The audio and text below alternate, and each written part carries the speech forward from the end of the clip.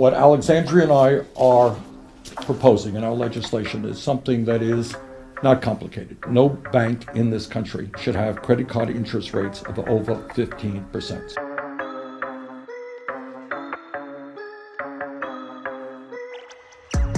It all comes back to our pocketbook. So if you got nothing in the bank and you're living paycheck to paycheck, guess what happens if you have any kind of an emergency? You got to go to the bank, you got to borrow money. And the way people borrow money today is through their credit cards. And I was just hearing from a constituent who had to take out a $40,000 loan to pay for his mother's cancer treatments.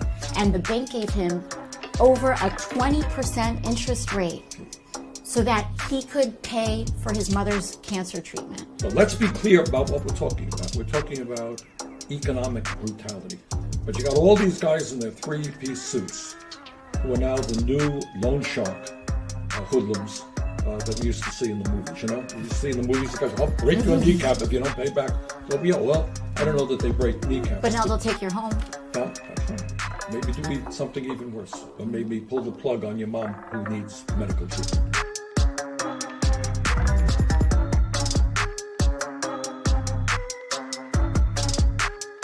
We're talking about banks that make billions of dollars a year in profit, and they see a real profit center in going after desperate people who, because wages have been stagnant for 40 years, cannot afford the basic necessities of life. So many Americans have less than $1,000 in savings.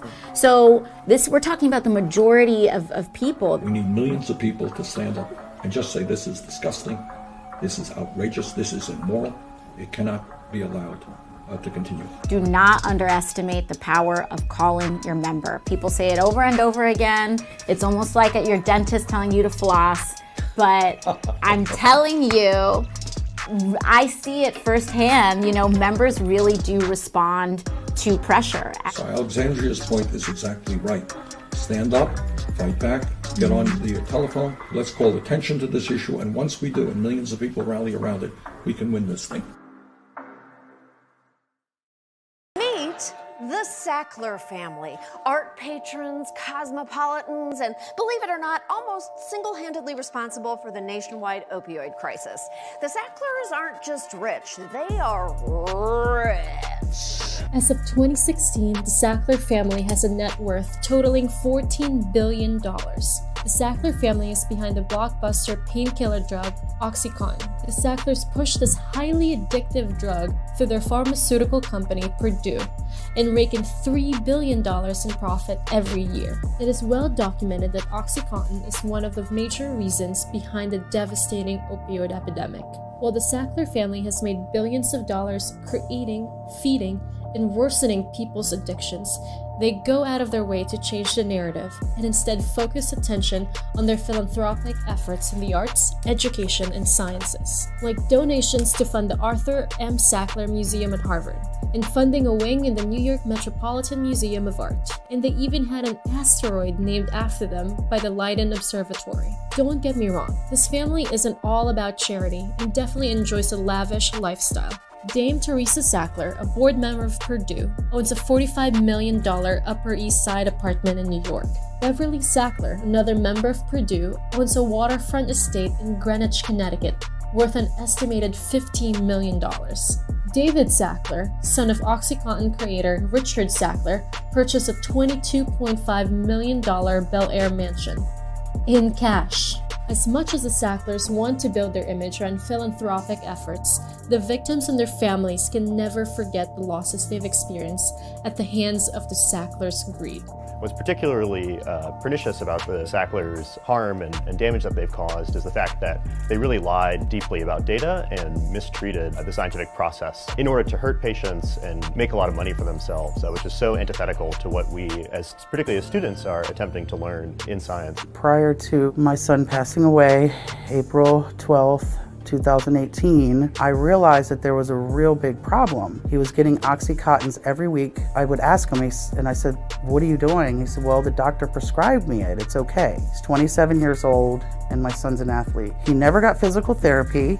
He walked in, and within, I guess, a couple visits, they were writing prescriptions right away without giving him any type of diagnosis. This nation has suffered so severely due to the greed of the Sackler family. In 2007, they were fined $634 million by the federal government for lying about the risk of addiction. That was 12 years ago. Why wasn't something really put into place at that point to make sure that this scam that they're playing on our society by telling us that this drug is not risky and that there's no long-term use harm here, and now we know better. If the Sacklers haven't done enough damage, it was revealed just this week that they own a second secret company, Rhodes Pharma. In addition to selling all these off-brand opiates, they also just patented a new drug to help wean addicts from opioids. So, the Sacklers addicted the country to opioids. Now they're gonna profit off the cure? As a medical student attending an institution who has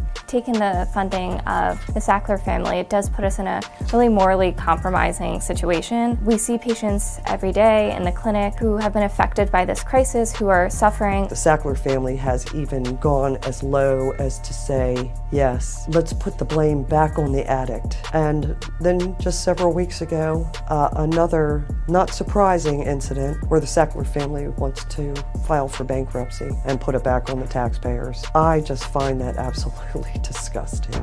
Just absolutely greed-driven. It's a deeply emotional topic, and it's incredibly difficult for the fact, considering that most of these people who were killed by this drug took it as directed. They really, attempted to kind of follow the rules and really trusted the medical community, and particularly, by extension, trusted the Sacklers. You have corrupted our understanding of science and medicine, and you've exploited our trust, the trust people hold in us as physicians and as researchers, and you've perverted it. To think that they were using the money that they made off hundreds of thousands of people's deaths to buy giant houses in the Hamptons and California and really live a life in the lap of luxury really shows that those houses were simply built on a foundation of blood. Meanwhile, you're just living large. We're sitting here. I couldn't even barely pay for my son's funeral.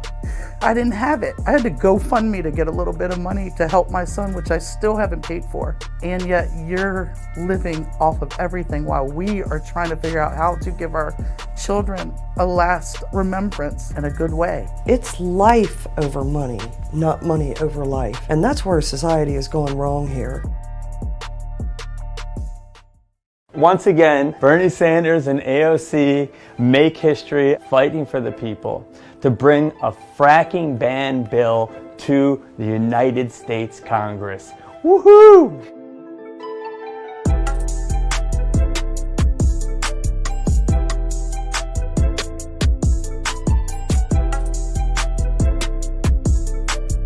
What we are seeing is large corporations dumping incredibly powerful toxic chemicals into our waterways, into our air, causing very serious health problems. And these large corporations often have unlimited financial resources, have extraordinary legal teams who can take on and browbeat and defeat ordinary people. There's over 1,000 health studies that almost 80% of them point to the toxic effects of fracking to our communities and the people and our water and air. I don't know why everyone believes that, but that isn't true. Think about it. It's a walk off a long pier into oblivion. It's too expensive to extract these fuels. Renewable energy is just cheaper. Even if we got our carbon emissions to 10% from natural gas, it still wouldn't be enough to save us from the devastation of climate change that we see barreling towards us today. These companies know the harms. We have the science to show that this practice is hurting us. It's killing us, and it's destroying communities. It makes a few people wealthy, and the rest of us are meant to pay for the external damages. Oklahoma has been subjected to a record-breaking number of earthquakes. Scientists say that Oklahoma is almost certain to have more earthquakes with heightened risk of a large quake probable to endure for a decade, and that the cause of this is fracking. We have got to stand up to the polluters. It is not a radical idea to believe that in America, when you turn on your water faucet, that the water that comes out is clean and not toxic. The leading argument on the fracking side was we need this, it burns less carbon. Now, when you match it up to actual CO2, it's actually an 86 times more heat-trapping gas than carbon dioxide. So in that sense, it's much more harmful and it contributes much more to climate change. We have an informed public who understands what's happening. And there's way more of us than there are of them. And we are living in this righteous moment where we're actually having this discussion. When I was growing up in the 1950s and 1960s, my community was the postal employees and union officers. To this day, I still run into people who remember my dad, James Glover, a postal worker who was indispensable to the life of the community. For black families like mine, the Postal Service has long been one of the few reliable paths to the middle class. My parents were so proud in 1957 when they had saved enough money from working there to buy a house. But Donald Trump is trying to change all of that. His administration wants you to think the Postal Service is in financial crisis. But the crisis was manufactured by Republicans in Congress to make it appear that the post office is bankrupt, when it's not. Trump is now proposing to privatize the post office. He would sell off the Postal Service to for-profit corporations that would ultimately jack up prices. Many local post offices would close down. This would be devastating to all Americans, but would hit the black community especially hard. The Postal Service is a critical source of good jobs for African Americans, who make up nearly 30% of the postal workforce. That's more than double their share of the population. And for postal workers, it would strip them of collective bargaining rights that have helped postal workers maintain good wages, rights that my parents' generation fought for. Bernie Sanders has been fighting for these rights. Bernie Sanders has been waiting for this moment. He's full of ideas about the post office and how to improve it. I'm serious, like down to the smallest detail. He has developed a policy with Representative Alexandria Ocasio-Cortez to expand the services that the post office can provide, including banking services for all Americans. Postal Service can make billions of dollars a year by establishing basic banking services so that lower income people have access not to these payday lenders, but to some place where they can be treated with respect. Imagine walking into a local post office that competes with predatory lenders and check cashiers to provide low-interest loans and bank accounts, or getting a debit card, ATM access, money wiring, and online banking from your post office. That's right. Under the Sanders model, go to the post office on your lunch break, and you come back with not just a sheet of stamps, but also a new small loan or a new bank account. Let's work together to make sure that our Postal Service plays a vital role in our communities for many years to come. Senator Bernie Sanders and Representative Nydia Velázquez are introducing the Equitable Nutritional Assistance Act to protect a basic right for 1.3 million Puerto Ricans, the right to put food on the table.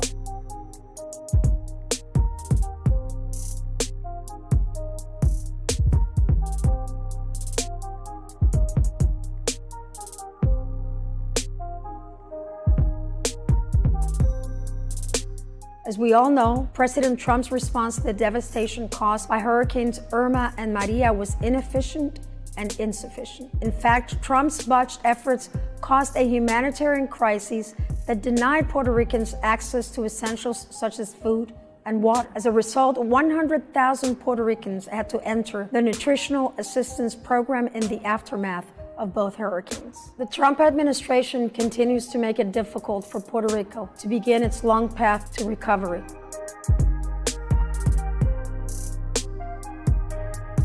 If this legislation is not passed this month, more than 1 million Puerto Ricans will lose their ability to feed their family. The suffering of the people should never be used for political gain. I stand with Senator Sanders and Representative Velázquez and all of the co-sponsors of this bill in pleading with Congress to pass this legislation as an act of justice. This is not about politics. This is literally about people's lives.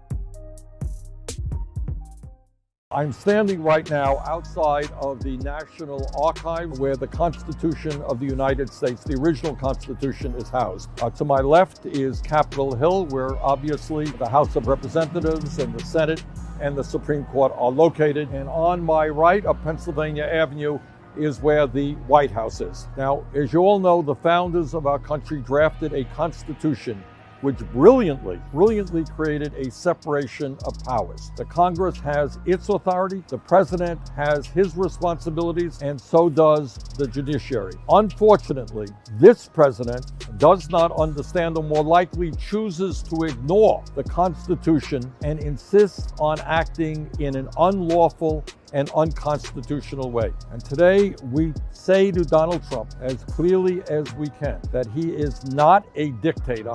He must obey the Constitution. The House Judiciary Committee was absolutely right to vote to hold Attorney General William Barr in contempt. Members of the House have the right and the responsibility under the Constitution to call on witnesses, including the Attorney General, to testify. Further, Congress cannot accept the Trump administration's phony argument about executive privilege. What Trump is doing right now has nothing to do with executive privilege, but it has everything to do with trying to conceal the contents of the Mueller report and the degree to which the Trump administration may have obstructed justice. The truth is that this whole issue goes much deeper than William Barr or Bob Mueller. What this is about is to whether or not we are going to have a process which is consistent with what the Constitution of the United States is about. Whether or not we're going to have a president who obeys the law. This is a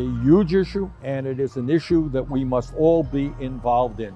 Nobody, not the Attorney General of the United States, not the President of the United States, is above the law. The Constitution must be respected and must be protected.